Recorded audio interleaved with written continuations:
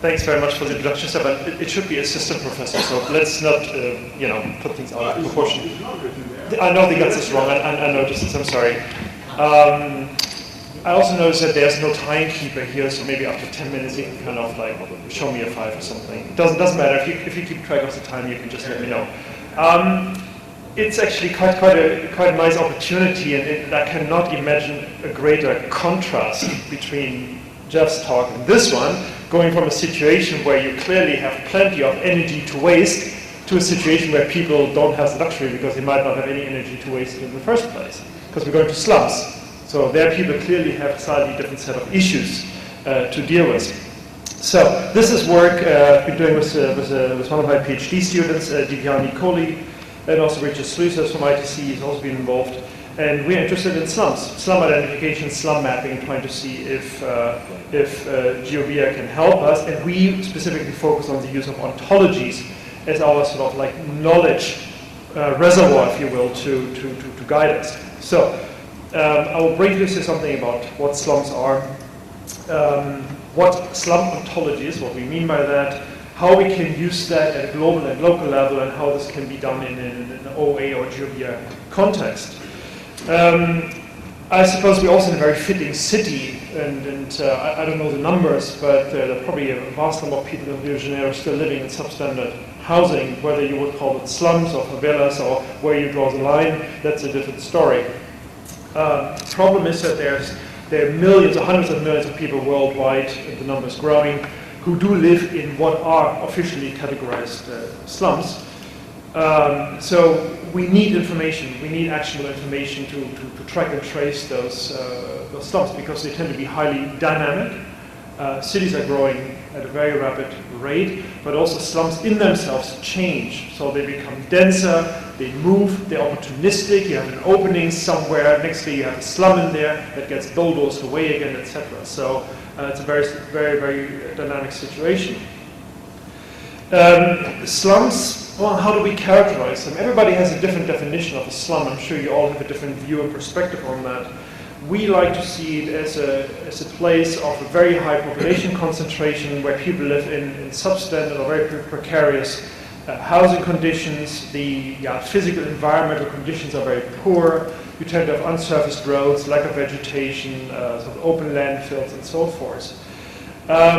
But from an image analysis perspective, it's very, very difficult, because slums tend to be extremely variable in terms of their appearance. What may be considered a slum in a developed country, where we do have them as well, might well be quite equal to a good sort of residential neighborhood of a not upper class family perhaps, but where the middle class lives in a less developed country. So these are very, very fluid definitions. And so the appearance varies dramatically. The UN, of course, is dealing with slums as well, and they do have a definition. So if you have insecure tenure, you don't have access to safe drinking water, if you don't really have access to sanitation or sufficient living space, or you live in houses that are not considered durable, then that is considered to be living in a slum. Now, when you break this down to an image-based approach, all you're left with really is to look at durability, because that's the only physical proxy that you can really map. Right? You cannot talk about living space because you don't know how many people live in a house. Also because these tend to be areas for which we don't have official data. We tend to not have cadastral information. We don't have census information and so forth. So our information base tends to be very limited. So yes, we can look at hazardous location. We can identify small, crooked-looking dwellings that are next to a river, or that are just extremely densely packed, like you see here. But that tends to be almost the extent of it. So if I give these images to you, and I ask you, the remote sensing experts, can you identify slums for me? And I give you kind of a catalog of descriptors, characterization, chances are you would all be able to do it. And maybe you come to something like this, you say, yeah, that could be a slum in Cape Town, this could be Nairobi, in Pune in India, that could be the slum, and in Delhi instead. But it's very difficult. And I think our default thinking would be to just zoom in on the densest looking parts, right? But we'll also see that later, dense does not necessarily equal slum, okay? So, this is where we're really starting this and where the problems start. What we want to do is to talk to the experts, to the domain experts, both in the remote sensing community, but also at a sort of NGO level, the intervention people on the ground, to get their take and their definition on what a slum is, and then incorporating this knowledge as our guiding information set, if you will, for the OBIA. Okay, so here we are starting, for example, with delineations by domain experts, but this is where the problem really begins, because these are not unbiased people. They tend to be the ones who know where the stuff is on the ground, and so we have to proceed with caution there. We cannot just simply train a classifier to say, look, this is what a person, a knowledgeable person, showed me on the ground, and I'm just going to upscale to this my entire image. It doesn't work that way. So we want to use an ontology really as our knowledge reservoir. Okay, so we want to identify slums, build an ontology based on that, and then do an image-based classification that then hopefully will help to solve actual problems. So why ontology? I mean, ontology is a bit of a fancy name for what we typically do anyway in GeoBia, right? We use process and feature knowledge to guide our decision making.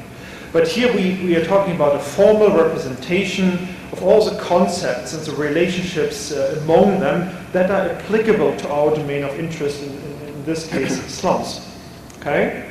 So not just a physical descriptor, but also the spatial relationships, etc., that we can try to generalize and see how far we get with that.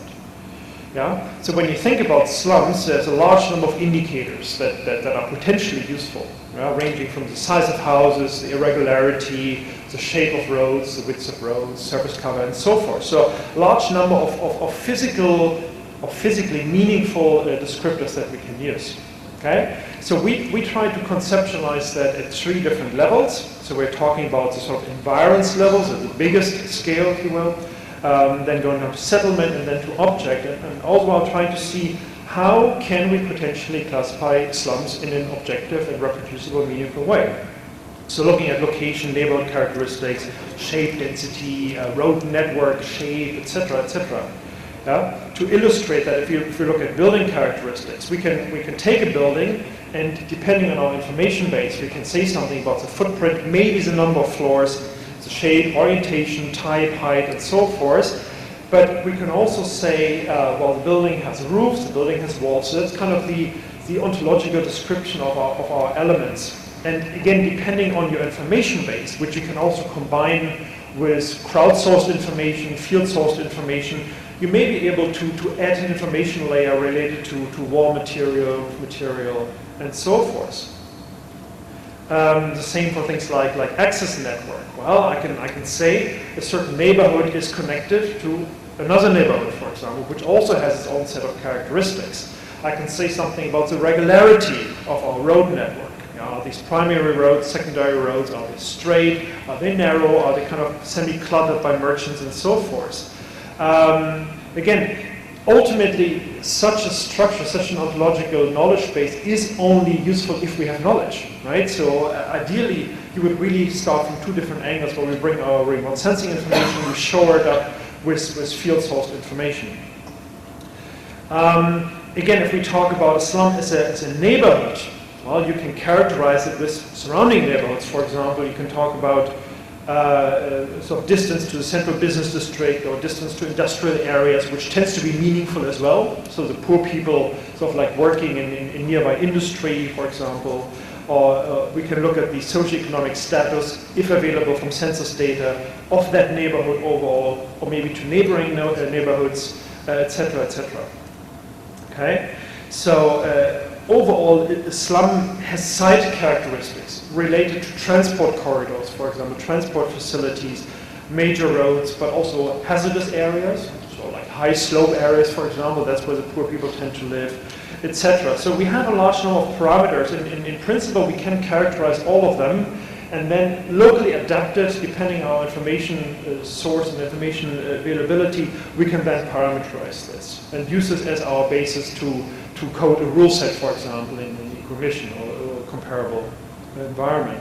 So we started testing this in India, which, to be honest, is not the easiest place to apply such a concept, because also the sort of like slightly better off people, the middle class, also tends to live in housing that perhaps to your perspective, or maybe compared to Calgary, will also look pretty ramshackle, but that's actually considered to be quite normal.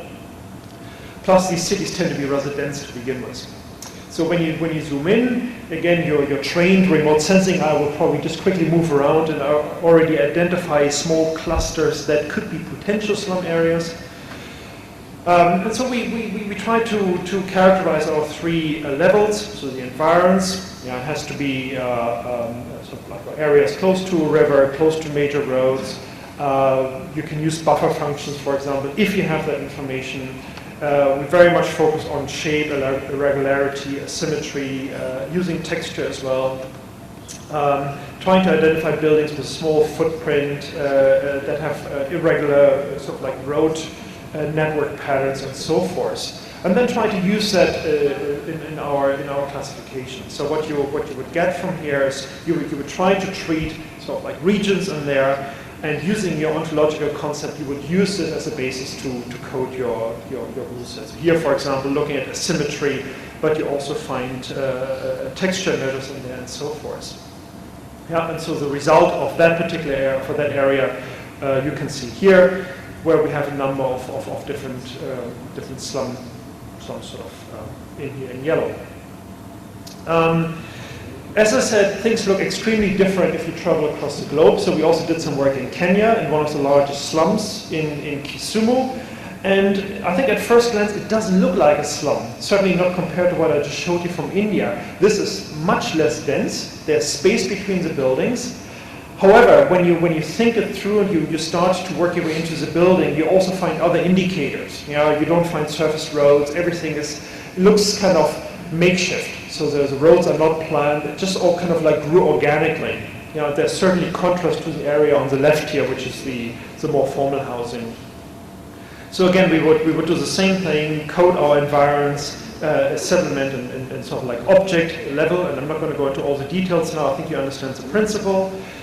Point is that it has to be locally adapted, because whatever we did for India clearly will not work for Kisumu. They're very different environments. So here we can identify our slums, we can identify our slum roads, and of course, there are some false positives. You see this kind of like spilling over into the formal neighborhoods for a number of different reasons. But in principle, if you can identify it for a small area, the idea at least is that within the same sort of like cultural context, you should be able to apply it also to slums that are, for example, in other images nearby. One of our principal challenges you can see here, and I would call it the challenge of formal-looking informal areas and informal-looking formal areas. In other words, if you go to downtown Delhi, for example, going back to India now, and you look at these neighborhoods there, they would fulfill most of our characteristics of a slum. They're extremely dense, the building footprints are very small, there's very little vegetation, the roads are all narrow and crooked, yet this is a grown city that kind of got squeezed, if you will, from the outside, but these are not slums. Yet to us, they may easily be mistaken as slums. So this is really a big challenge, and as I just showed you in Kisumu, it's quite the opposite. This is all loose, the buildings are all spaced apart and so forth. So this local context and local adaptation is clearly a requirement. So I just want to leave you with some conclusions here. So we think that an ontology may well serve as a comprehensive definition of a slum, and can be used to integrate and formalize the knowledge of a range of different experts, and not just remote sensing experts, but also the people who actually work with these people on the ground, so NGO type folks, for example. It needs to be localized. It has to be focused on a specific local area, and then we feel that it can work as to guide our parameterization in an OI or OBIA context. But the high slum variability does remain a challenge, and not only between countries. As I said, we've done work in Ahmedabad in India, but also in Pune, another Indian city, as well as in Delhi. And even within a single city, we find 3 or 4 different types of slums. So we have the kind of opportunistic slums where people just rush into an opening and they build up their little huts and shacks and what have you. But we also have slums that are actually put in by the government. So they are very regularized, very formal looking structures, but they have no permanence, they have no, people have no rights, etc. So, but for us in an image, these areas look very formal, even though they are not. Yeah, so they're also slum areas. So the question is, to what extent can you really incorporate such a range of features into one ontology? Okay. I already mentioned the formal-looking, informal, and informal-looking formal area. That's still a cause for headache. Currently, we're going back to the work of Kerle et al. That you are probably familiar with, 2003, working with sort of homogeneous urban patches, trying to use fractals or similar spatial metrics. The idea being that if you can use OA or Bayer to delineate neighborhoods that are in themselves somehow homogeneous, you can then try to characterize these areas with spatial metrics, and if you can then say this area in city A I know is a slum, you can then try to look for similar homogeneous urban patches in the same city, for example, and say, look, I know this one is a slum here, and use this to classify the other parts of the area, and then also deal with change detection over time, and so forth. So much of this work was just published recently, actually earlier this year, in Computer Environment and Urban Systems, so I would refer you to that paper if you're interested. There's also more information on our website, and we like to put our rule sets also on that website, so you can download them and try them. Okay. So with that, I hope we're still somewhat in time. Thank you very much for your attention, and I'm open for questions.